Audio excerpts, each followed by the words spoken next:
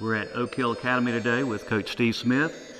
Coach, you started at Oak Hill 37 years ago. This is your 35th year as head coach. During this time frame, you guys have won 1,151 games. You've lost 79. That is a 94% win percentage while you've been at Oak Hill. In addition to that, you've been named Coach of the Year 4 times by USA Today. Pretty impressive resume, Coach. I appreciate that. The charm of Oak Hill, it's a small community. You don't have internet service for most people. Right. What is the allure of bringing all these talented young men to come to Oak Hill and play basketball for you? Yeah, we used to say, there was an article once that came out that said, and the title was Blackboards and Backboards, which academics and basketball, basically what it was. And that's what it is still today. That's 35 years later. That's what we emphasize. The kids get away from the environment they're in. Most of them are from metropolitan areas. They come here to do well academically. They come here to enhance their basketball skills, get a better scholarship, play a great schedule, practice every day against Division I players, and it's basically getting them ready for college is what it is. And I've had so many coaches tell me when they've had a kid of ours that your kid's like a sophomore. He's not a freshman. He's ready to go physically. He's ready to play mentally. He's ready to play skill-wise. So, I mean, it's a great place for a guy if that's what he's about. If you're about social life and all that, then Oak Hill's probably not the place for you. But if you want to come here to get better as a person and a player and as a student, then it's a great place to come. Let's talk about the 2019-2020 season. Tell us about some of the guys on your roster. We've got 4 top 100 kids. I saw that like in the ESPN rating the other day. Jamari Sibley, 6'7", power forward, can play 3 or 4, being heavily recruited. And then we've got 3 really good guards. Cam Thomas, who's probably going to be a McDonald's All-American. He should be our 34th McDonald's All-American. And then you've got Darius Maddox, who's a top 100 player. He's from DC area, lives in Virginia. So we've got some really good players this year. We're not quite as big, but I think we're deeper than last year's team. We had Kofi Cockburn last year, who's pushing 7 foot, 300 pounds. We had Dylan Cardwell pushing 7 foot. We don't have a 7-footer this year. We've got a couple kids 6'8", 6'9", but they're physical, they're athletic. I don't want to say we're going to be better than last year, but on paper, we're deeper. We don't have a Cole Anthony, but we've got a lot of really good players that I think are playing really well together in the first 2 weeks of school. The chemistry's good. They get along. The other guard I mentioned, top 100 kid, I forgot to mention was KK Robinson. KK. Great team leader, floor general, point guard. So I'm expecting a really big year. I think too, a lot of times you have a lot of talent, and it's not always easy coaching talent. No. Especially the egos that's involved. Right. That's not easy, is it? No. Some years harder than others, and some kids are harder than others. Especially when this year's team, we got 10 Division I players. 2 of them are underclassmen, but I got 9 seniors that are 8 of them for sure going Division I. So you got egos, you got playing time, you've got 5 are going to start. Obviously, I'm going to have 3 to 5 Division I guys not starting. They know if they don't come to Oak Hill, they're starting wherever they go. If they stayed home, they're the guy. So they sacrifice coming, but we play like a 10-man rotation, right, and try to get them involved. And they're practicing against great players every day.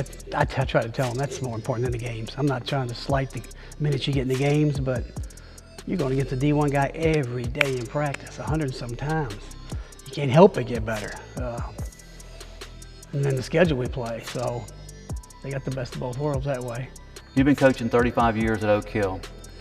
What's the biggest change you've seen in the game since you've been here? Yeah, of course the game's style of play is different. Probably the people around the guys. There's more handlers, there's more trainers, there's more mentors, there's AU coaches. There was AU when I first took over, but it wasn't like it is today. Parents are more involved, it seems, today. Right. I just think the confusion around the guys, I try to keep it simple. That's one good thing about being at Oak Hill. When the kid comes here, he's away from a lot of that.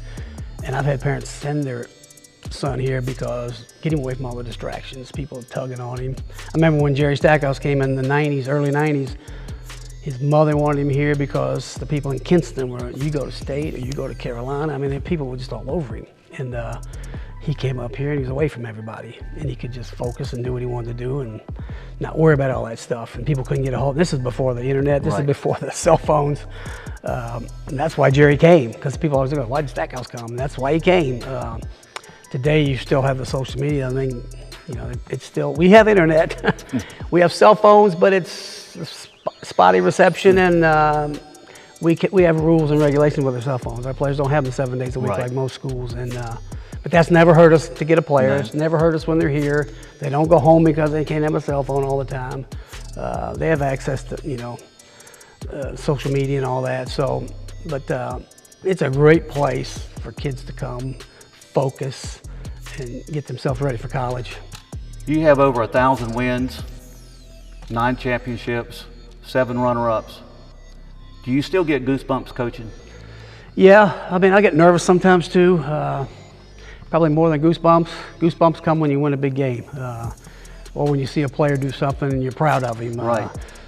But I still get nervous. You know, I have big games, and it doesn't have to be the Geico National Championship. It's every night's a big game because we're everybody's big game on their schedule. You got a big target on your back. We have to get out and play every night and show up. And some of the nights when you think it won't be that tough tonight, it ends up being a game because of where it's in your schedule, and maybe the team's a little better than you thought. Maybe you didn't get a good scout on them. Maybe they caught you at the right time or the wrong time for us. And because we do play almost 40 games, and you may catch somebody in between 2 big games, and you think, oh, here's the easy game, and then it ends up being the hardest game. Right. So you got to show up every night. We try to tell our guys from day one it's going to be that way, and they know they have a target on their back. The time I almost left, I'm from Kentucky, so I was going to take the job, assistant job at Louisville with Denny Crum, and it would have been in around 90, I think about 99, somewhere in there. And I was talking to my wife on the phone. I went down looking at houses. My daughter, we didn't tell my son or my daughter was on the other line. She heard the conversation. So when I got home, she was a rising senior. And my wife says, you need to go talk to your daughter. So I walked in, she's crying, laying on the bed. I'm like, what's wrong? And she said, we're gonna leave, I'm a senior, you know, I'm gonna be in the homecoming court, I'm gonna do this, you're not gonna be here. I said, no, I got it all worked out.